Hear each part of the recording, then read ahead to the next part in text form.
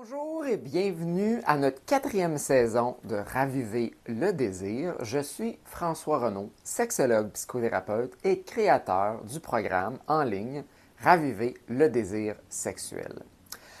Aujourd'hui, nous allons parler de comment aimer pleinement, mais pas aveuglément.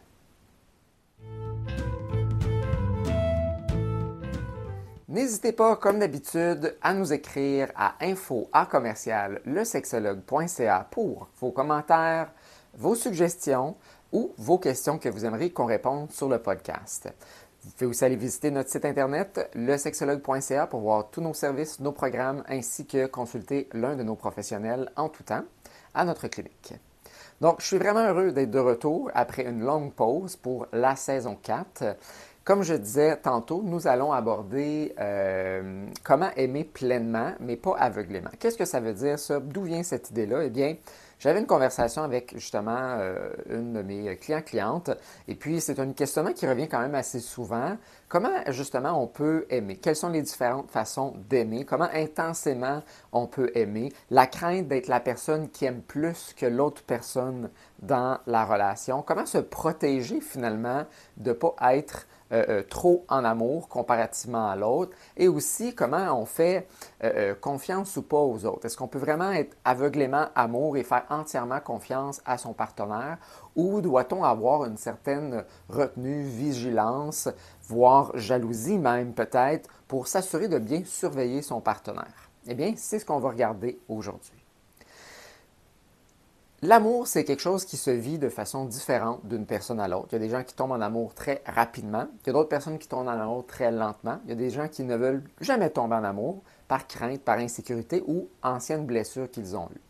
Donc, posez-vous la question, vous, votre modus operandi typique, la manière typique que vous avez tendance à tomber en amour, c'est quoi votre pattern? Est-ce que vous tombez rapidement en amour? Vous avez plus tendance à tomber en amour avec des gens qui étaient initialement vos amis et qui sont devenus par la suite des amoureux. Vous êtes sur les applications, vous datez plusieurs personnes, vous prenez le temps d'apprendre à connaître ces personnes-là. Rapidement, les émotions embarquent. Est-ce que c'est suite à une relation sexuelle pour certains d'entre vous? Qu'est-ce qui, justement, titille ou suscite votre amour? Et après ça, comment est-ce qu'elle évolue? Comment est-ce qu'elle change avec le temps? Qu'est-ce qui peut influencer positivement ou négativement votre amour? Et donc, plus on connaît une personne, plus on est capable vraiment de dire qu'on est en amour avec cette personne, parce qu'on la connaît de plus en plus. Moins qu'on connaît une personne, plus on a tendance à être en amour avec potentiellement l'image, en fait, qu'on veut que cette personne-là soit, ou l'idéal qu'on projette sur cette personne-là. Et c'est dans ce genre de type de sentiment amoureux ou la manière le pattern qu'on tombe en amour qu'il faut faire attention. Parce qu'il est inévitable que si ça fait juste 3 semaines qu'on connaît quelqu'un, on ne va pas nécessairement avoir beaucoup d'informations sur cette personne-là. Parfois, les gens qui ont comme des coups de foudre ou des chocs amoureux là, vont souvent décrire que c'est comme si on se connaissait depuis toujours, ça clique, on a vraiment une chimie, etc. Puis, effectivement, peut-être que vous avez une chimie avec les expériences dont vous avez eues pendant ces 3 semaines-là ou ces quelques mois-là. Mais pour vraiment connaître quelqu'un, il faut avoir vécu différentes expériences pour vraiment déterminer, OK, cette personne-là, elle est réellement ce que je perçois de elle. Et vraiment, avant d'avoir une forme de confirmation par rapport à ça, il faut vraiment s'assurer d'avoir vécu l'expérience. Donc, il y a des événements qui nous suscitent davantage de réactions, comme par exemple l'argent, acheter une maison, avoir des enfants, faire notre premier voyage ensemble, rencontrer la belle famille. Ce sont tous des événements qui sont significatifs pour bien des gens dans la relation. Et puis, apprendre ou traverser ces circonstances-là, ces contextes-là, font en sorte qu'on va découvrir qui est notre partenaire. Comment est-ce que mon partenaire réagit par rapport à ma vie sociale? Comment mon partenaire réagit si je veux ouvrir le couple? Comment est-ce que mon partenaire réagit quand je lui parle d'un fantasme, de mes préférences sexuelles, que j'initie quelque chose de façon spontanée dans la sexualité? Quel genre de cadeau est-ce que j'ai tendance à faire ou comment je les reçois? Quand j'ai vraiment besoin d'aide, je suis malade, comment est-ce que ma partenaire réagit dans ces moments-là? Quand on a un conflit majeur, quelles sont les stratégies de conflit que l'autre personne vont avoir? Est-ce qu'ils sont productive, malsaine, toxique, destructrice, vengearde. Donc, c'est à travers ces événements-là, ces situations-là qu'on apprend à connaître l'autre. Et donc, c'est ça qui m'amène à poser la question, comment est-ce qu'on aime pleinement, mais pas aveuglément, si effectivement, ça prend du temps avant de connaître des gens. Puis on peut apprendre à connaître quelqu'un après 30, 60 ans. On les connaît très bien après ces nombreuses décennies-là. Mais ça ne veut pas dire qu'on a tout appris de eux. Il y a toujours des nouvelles choses parfois qu'on peut apprendre. Les gens aussi changent avec le temps. Nos valeurs peuvent changer, nos visions politiques, notre sexualité peut prendre des tournants différents.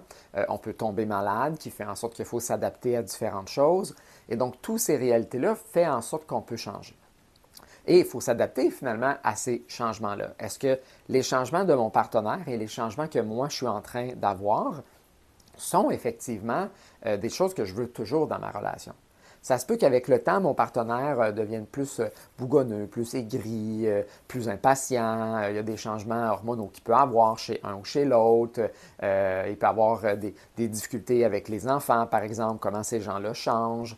On découvre de l'impatience chez l'autre suite à un décès ou une perte de travail, un problème de santé mentale qui se présente, qui change quand même considérablement la personnalité de l'autre. Donc, vous voyez comment il y a plusieurs choses en fait qui peuvent changer. Puis on parle souvent d'amour inconditionnel, ce qui veut dire que quand je suis dans un amour inconditionnel, ça veut dire que j'ai finalement aucune limite. Peu importe ce que mon partenaire va faire, je ne vais rien changer, je vais toujours avoir de l'amour pour cette personne-là. Ce qui peut parfois être dangereux parce qu'on peut accepter des choses qui finalement vont à l'encontre de notre intégrité, qui ne nous convient pas vraiment, mais par vision de l'amour, de qu'est-ce que c'est, on ne met pas de limite et on aime indéfiniment cette personne-là. On reste dans des relations qui peuvent parfois être toxiques, voire même potentiellement violentes à certains égards. Donc, ne pas avoir un amour qui est plein, mais un amour qui n'est pas nécessairement aveugle, c'est quand même avoir cette capacité-là de voir qu'il va y avoir des changements et que je dois refaire en fait aussi des choix de façon assez régulière sur est-ce que la relation actuellement me convient. Mais bien des gens, surtout quand ça fait longtemps qu'on est engagé, qu'on a investi beaucoup d'émotions, de temps, même parfois d'argent, remettent en question parfois notre relation d'une longue durée où il y a beaucoup d'engagements de différentes sortes. Il y a un attachement aussi qui s'est fait, il y a une intimité, il y a une amitié, il y a un aspect compagnon de vie qui s'est créé. Ça peut être des questions qui peuvent être difficiles, mais qui sont, somme toute, importantes. Parce que c'est important de vouloir rechoisir son partenaire à plusieurs moments de notre relation pour vraiment faire en sorte que la personne que j'ai choisie, ce n'est pas juste la personne du début, c'est la personne qui a évolué, c'est la personne que j'ai découvert, que j'ai exploré, puis que j'ai eu une curiosité. Puis est-ce que ce partenaire-là, aujourd'hui, me choisirait encore aujourd'hui? Puis avoir effectivement ce choix-là renoué, sans qu'il soit nécessairement dit verbalement, qui peut être nécessairement le cas, tout comme certaines personnes même font des cérémonies par rapport à ça, où ils vont se remarier en fait avec la même personne, renouer leurs noces par exemple. Et donc, faire ce choix-là, rechoisir en fait notre partenaire, c'est un signe aussi de maturité relationnelle parce qu'on a pris le temps en fait de vraiment réfléchir de est-ce que ça me convenait ou est-ce que ça ne me convenait pas. Et l'aspect aveuglément, justement, c'est là que, est-ce que je dois être vigilant envers mon partenaire, jaloux, etc. Qu'est-ce qui est de la bonne vigilance? Qu'est-ce qui tombe peut-être dans de la jalousie excessive? Est-ce que je peux faire confiance à mon partenaire dans ses actions? Et donc, c'est toujours pertinent, effectivement, d'avoir une certaine vigilance, de ne pas être complètement aveugle, en fait, à qui est notre partenaire et qu'est-ce qu'ils peuvent faire. Donc, je me retrouve souvent avec des couples où un des partenaires a été trompé, l'autre a été infidèle, et puis la personne, elle est complètement surprise, elle ne s'attendait pas du tout à ça, en fait. Donc, elle avait un certain angle mort où elle s'est dit, cette personne-là ne pourra jamais être infidèle. Et elle a été complètement surprise, cette personne-là, ou ces gens-là, en fait, sont généralement très surpris, parce qu'ils se sont voilés, en fait, à la réalité que tout le monde peut être infidèle. Tout le monde peut tromper. Tout le monde peut mentir. Même les gens qui ont l'air d'être les plus transparents, les plus honnêtes, il peut y avoir des événements dans une vie où une personne va choisir de faire des choix qui ne sont peut-être pas les meilleurs ou les plus considérants des gens de leur entourage. Et donc, il faut rester effectivement avec cette certaine vigilance-là sans qu'elle soit maladive. Mais ce que je veux dire par vigilance, ce n'est pas de tout le temps surveiller, mais c'est d'avoir en tête que ces choses-là peuvent arriver, sans obséder dessus, sans devenir maladif, sans spinner dans de la grosse anxiété puis de l'angoisse que quand est-ce que ces choses vont arriver. Ça, c'est les gens qui, effectivement, tombent plus dans de la jalousie. Donc, la jalousie, c'est une émotion qui est désagréable à vivre. C'est une émotion qui est souffrante et douloureuse, qui nous fait vivre beaucoup d'anxiété, qui fait en sorte qu'on s'imagine toutes sortes de scénarios négatifs de qu'est-ce qui pourrait arriver dans notre relation. Et on a ensuite des comportements généralement de contrôle. Tandis que la vigilance, c'est que je vais m'imaginer potentiellement ces scénarios-là ou la possibilité de ces scénarios-là, mais je ne vais pas nécessairement scruter, regarder dans l'historique de l'autre, poser toutes sortes de questions interrogatoires, mais je suis conscient que ça se peut que ça l'arrive et que si j'ai quelques signes qui me pointent vers ça, mais je vais commencer à poser des questions. Donc la vigilance, ça peut être effectivement une bonne affaire, mais l'intensité, l'attitude que je prends, le ton accusateur ou le ton de curiosité que je peux avoir va faire toute la différence dans ces discussions-là que je peux avoir. Et donc, pas non seulement par rapport à la possibilité de tromperie ou de mensonge, mais c'est juste d'être conscient que notre partenaire va changer. Et donc, si tous les scénarios que j'ai mentionnés tantôt, la perte d'emploi, le décès d'un enfant, le décès d'un parent, d'un ami, un problème de santé mentale qui se présente, j'ai été assez vigilant que si ces choses-là se passent, je ne vis pas dans un monde rose où que toutes les choses vont bien se passer. Avoir un enfant, par exemple, handicapé, ça l'amène beaucoup de difficultés. 75% des parents, en fait, se divorcent quand ils ont des enfants avec des difficultés ou des particularités, parce que souvent les parents ne s'entendent pas sur comment gérer la situation, ou en fait la difficulté que ça peut amener crée beaucoup de conflits, de tensions, de stress, et donc les parents finissent parfois là, par se séparer à cause de ça. Donc les défis mettent à l'épreuve en fait notre relation, nous démontre en fait la résilience, la gestion émotionnelle de l'autre personne, sa capacité justement d'être considérant des autres, mais aussi d'avoir une certaine priorité à l'égard de soi-même, de prendre soin de soi, pas juste d'autrui non plus, ou une personne qui peut être égoïste ou narcissique, très centrée sur eux par rapport à ces situations-là. Une mauvaise gestion émotionnelle, faire subir finalement nos émotions puis notre immaturité, nos insécurités à notre entourage. Et donc, ne pas vivre dans une relation où ce qu'on aime pleinement, donc on s'engage entièrement dans la relation, mais on ne vit pas aveuglément non plus à toutes ces possibilités-là. Par contre, il y a des gens, c'est pas être aveugle qui ont de la difficulté, effectivement, c'est ils ont de la misère à s'engager. Ils ont cette crainte-là, finalement, qu'ils vont se faire blesser. Ils sont toujours en train d'être sur une limite, si vous voulez. Ils sont craintifs, en fait, de ce qui pourrait se passer, de qui pourrait découvrir, ne font pas vraiment confiance. Souvent, c'est des gens qui ont été blessés dans des anciennes relations et donc maintenant, ils sont hyper vigilants. Ils attendent, en fait, quand la prochaine situation négative va se passer. Donc, ils ne se laissent pas pleinement aller dans leur sexualité, dans leur amour. Il y a toujours une restriction, en fait. Souvent, les gens vont me parler comment ils ne veulent pas être plus aimer l'autre personne que d'être aimé. C'est quelque chose en fait ou plus désiré que l'autre, ou être plus désirant en fait. Ces gens-là sont toujours sur moi, je vais être la personne qui va être capable de partir de cette relation-là. Je ne veux pas me retrouver dans une posture de dépendance à l'égard de l'autre. Donc, si j'aime plus l'autre, je désire plus l'autre, je suis plus accroché, je suis plus dépendant à l'autre, ça me met dans une position fragile. Je ne dirais pas vulnérable, parce que la vulnérabilité, pour moi, c'est quelque chose qui prend du courage et qui nécessite en fait, oui, de s'exposer, mais qui ne fait pas qu'on est nécessairement fragile. Donc, les gens qui sont dans la dépendance sont généralement plus fragiles.